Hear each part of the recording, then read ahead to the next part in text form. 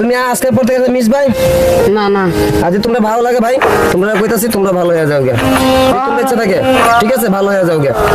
ওকে আবার ভালো হয়ে যাবে তোমরা প্রতি আমার কোনো বিশ্বাস নাই যদি ভালো লাগে তোমরা ভালো হওয়ার ইচ্ছা জাগে তো তোমরা ভালো হইও ঠিক আছে আমার ভাইরা আমি নিয়ে চললাম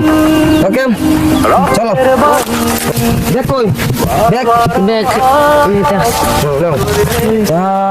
কই যে যাইমু বুঝি না আও আও আও কথাটা তো মনে থাকে এই না রে আজকে থেকে আমরা স্কুলে যাইবো